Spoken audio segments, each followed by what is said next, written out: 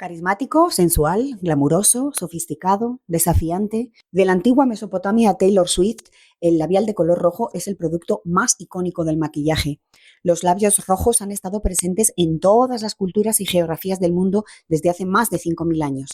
A veces se dejan para ocasiones especiales y otras se llevan a diario desde primera hora de la mañana. Se venden 27 pintalabios rojos por segundo, más de 900 millones cada año en el mundo. ¿Sabíais que durante mucho tiempo contenían ingredientes tóxicos para la salud? ¿Sabíais que en el Renacimiento se empezó a hacer un pigmento carmín utilizando a un insecto llamado cochinilla? ¿Y que el gobierno británico animó a las mujeres a pintarse los labios rojos durante la Segunda Guerra Mundial? Bienvenidos, bienvenidas. Esto es Beautycast, el podcast en el que viajamos en el tiempo para conocer historias de la historia de la moda y la belleza. Soy Abigail Campos y hoy os invito a un viaje por la historia del labial rojo.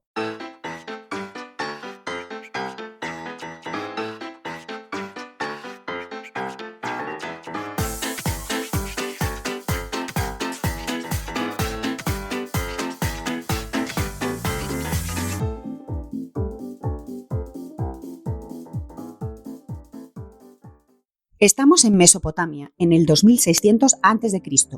Puabi, suma sacerdotisa y quizá reina, esto no está claro, colorea sus labios con una mezcla de minerales rojos triturados y albayalde. Esto, el albayalde, que he tenido que buscarlo, es un carbonato básico de plomo, un pigmento que se emplea tradicionalmente en pintura artística.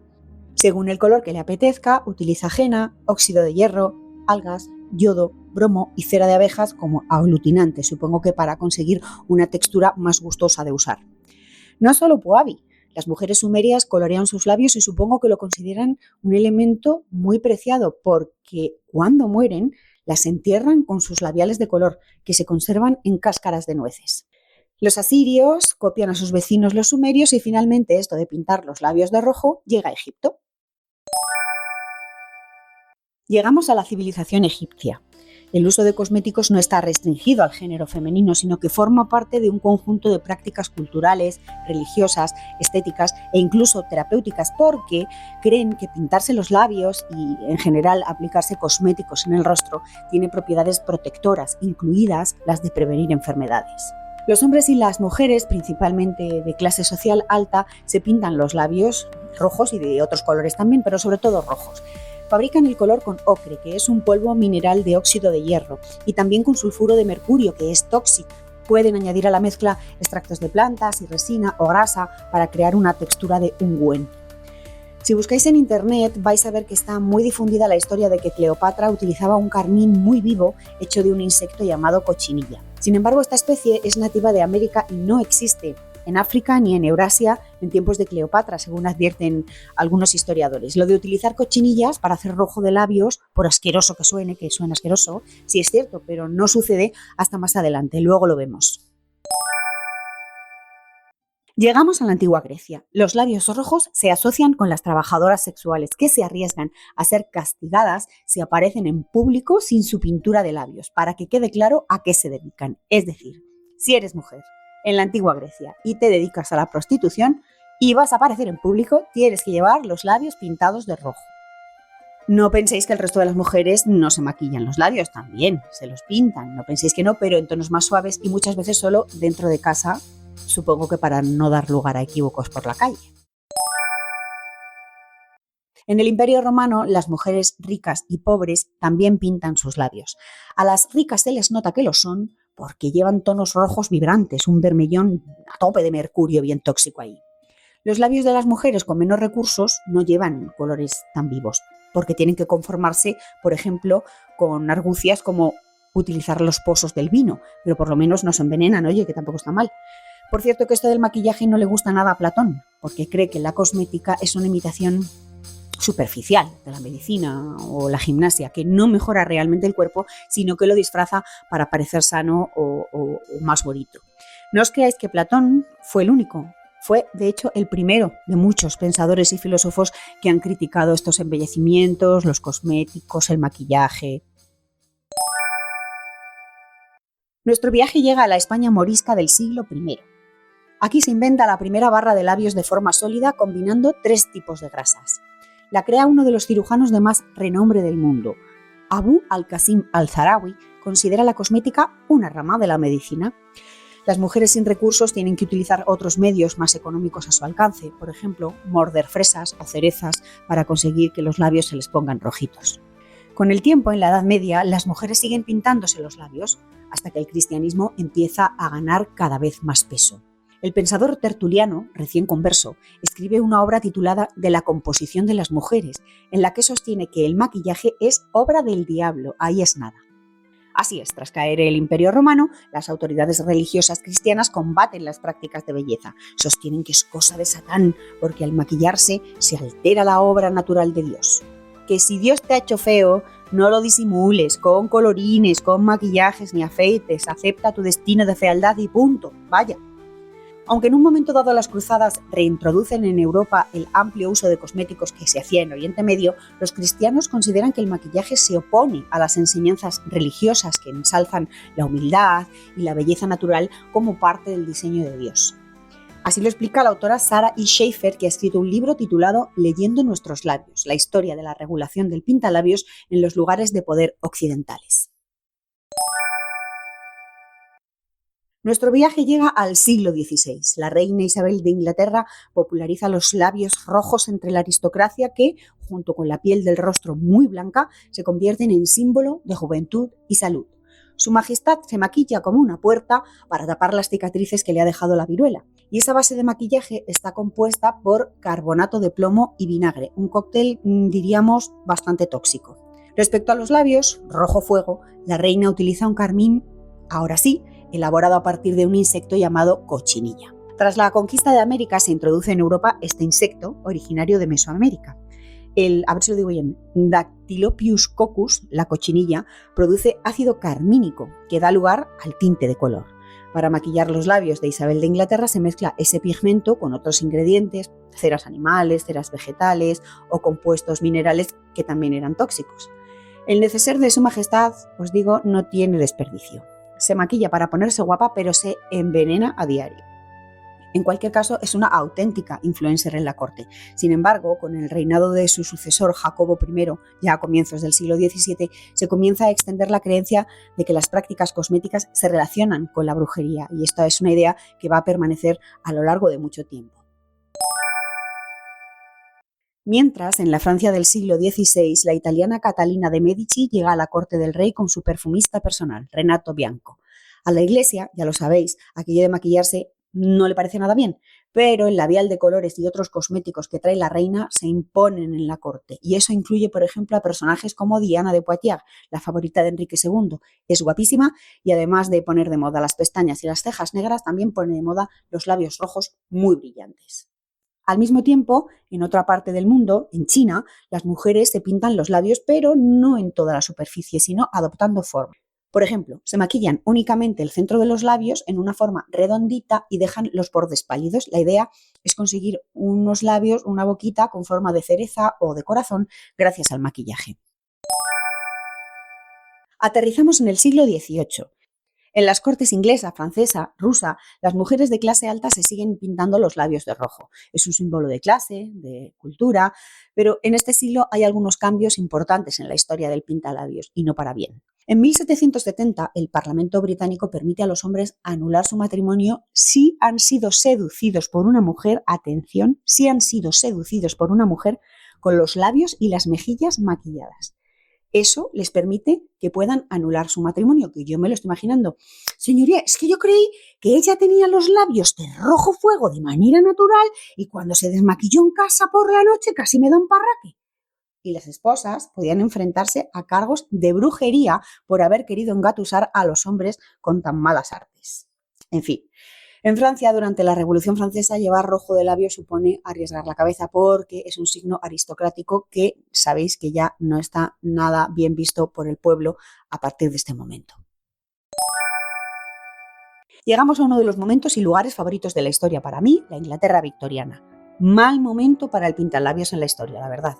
El maquillaje de labios se considera algo inapropiado y vulgar, que llevan actrices y prostitutas, pero no las mujeres respetables, que deben ser humildes, naturales, virtuosas.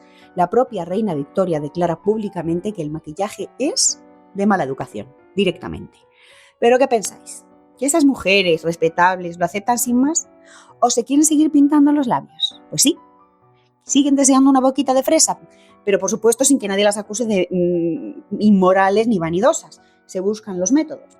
De modo que recurren a artes como mordisquear sus labios. Al tiempo, farmacias, herboristerías o empresas como la famosa Rimmel, creadora de la máscara de pestañas, a la que aún seguimos llamando por el nombre de la marca, decimos, me quiero comprar un Rimmel, no decimos, queremos comprar una máscara. Bueno, pues estas empresas, avezadas emprendedoras, ven una oportunidad de negocio y ofrecen a las mujeres que se quieren pintar los labios, pero disimulando, algunas soluciones. Por ejemplo, venden bálsamos medicinales o bálsamos protectores del frío para los labios, que mira tú por dónde dan un poquito de color. Las mujeres que ni siquiera se atreven con eso recurren a remedios alternativos como el que ya hemos dicho, de mordisquearse los labios. Esto digo yo que no tendrían que morderse mucho para que el rojo de labios les durara el tiempo necesario, pero también utilizan otros métodos como por ejemplo besar papel crepé rosado. Según avanza el siglo XIX, las normas sociales sobre el rojo de labios se van relajando y las mujeres lo vuelven a incorporar poco a poco a su tocador. Hasta ese momento, el maquillaje de labios se viene aplicando con el dedo o con un pincel, pero en 1870 llega una creación que va a cambiar la historia del pintalabios. El perfumista, que cuando os diga el apellido lo vais a conocer, Pierre-François Pascal Guerlain, crea el primer lápiz labial en barra introducido en un tubo. A Guerlain se le ocurrió esta genial idea a partir de un primo que fabricaba velas. Guerlain elabora el primer pintalabios moderno con cera de vela perfumada de color rosa y lo presenta en un estuche de tubo recargable. Lo bautiza con el evocador nombre de Ne m'oublie pas, no me olvide. También en 1870, el francés Maurice Lévy diseña un primer tubo metálico con mecanismo deslizante para barras cosméticas, que puede considerarse un precursor del pintalabios retráctil moderno. Este primer diseño permite que una barra sólida de carmín pueda subirse y bajarse con un sistema deslizante. El producto se conoce como Stylo d'Amour, lápiz de amor, y es sofisticado pero no ampliamente difundido a nivel comercial. Nuestro viaje en el tiempo llega al siglo XX. El lápiz labial rojo adquiere un nuevo significado durante el movimiento sufragista y se convierte en un símbolo de la lucha por los derechos de las mujeres. ¿Y qué tendrá que ver? Os preguntaréis, ¿esto por qué pasa? Pues sinceramente por un método que hoy llamaríamos street marketing y que fue todo un éxito. Es 1912, estamos en Nueva York y es una manifestación a favor del sufragio femenino. La empresaria de belleza, que también os sonará, Elizabeth Arden, distribuye tubos de lápiz labial a las mujeres sufragistas manifestantes. Y en esa mani, pensad que había 20.000 personas, todas maquilladas con los labios rojos. Imaginad lo que hubiera sido si hubiera habido redes sociales. Mientras Guerlain, que había creado el primer pintalabios en tubo, sigue innovando. En 1920 crea el modelo Rouge d'Enfer, rojo de infierno, que se abre y se cierra tirando de un pompón. Y el tipo es todo un emprendedor porque años más tarde, en 1936, crea el Rouge Automatique, el rojo automático, el primer pintalabios verdaderamente automático. No tenía tapa ni rosca y contaba con un mecanismo deslizante que al accionar una pequeña palanca hacía subir y bajar la barra de labios. Pero Guerlain no es el único que piensa en nuevas ideas para crear pintalabios. En 1923, en Estados Unidos, Bruce Mason Jr. crea el primer diseño moderno de un pintalabios retráctil con mecanismo giratorio. Su mecanismo es una rosca interna que hace subir o bajar la barra de labios al girar la base del tubo. Este diseño es mucho más funcional, duradero y comercialmente viable y por eso se convierte en el modelo estándar para las grandes marcas de cosméticos en el siglo XX y es el mayoritariamente utilizado incluso a día de hoy, aunque hoy existen labiales en muchísimos formatos.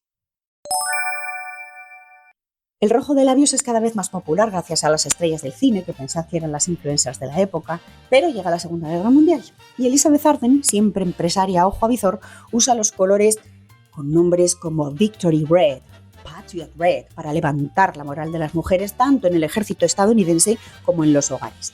Esta misma razón lleva al primer ministro británico, Churchill, a animar a las mujeres a utilizar lápiz labial. Churchill y su gobierno entienden que mantener la moral alta es tan crucial como mantener el frente militar. El maquillaje, y en especial el rojo de labios, ofrece a las mujeres una sensación de dignidad, identidad y control personal en un contexto que, reconozcamos, está pleno de incertidumbre y de peligro constante, es la verdad. Tanto es así que el gobierno no raciona el lápiz labial, a diferencia de otros productos cosméticos, y de hecho se anima a las empresas a mantener la producción. Mientras, en la Alemania nazi, el rojo de labios no está nada bien visto. Tiene connotaciones políticas y sexuales que lo hacen detestable para Hitler porque representa todo lo contrario al ideario nazi femenino. Llevar los labios rojos supone ser sexualmente provocativa, políticamente activa y socialmente independiente. En la posguerra, el pintalabios, especialmente en tonos rojos intensos, regresa con fuerza como símbolo de feminidad y optimismo. Marcas que nos sonarán a todos, como Revlon, Max Factor y Elizabeth Arden de nuevo, impulsan tonos vivos como el icónico Fire and Ice, y la industria cosmética comienza a dirigirse al mercado de manera masiva, gracias al crecimiento económico y a la publicidad en las revistas.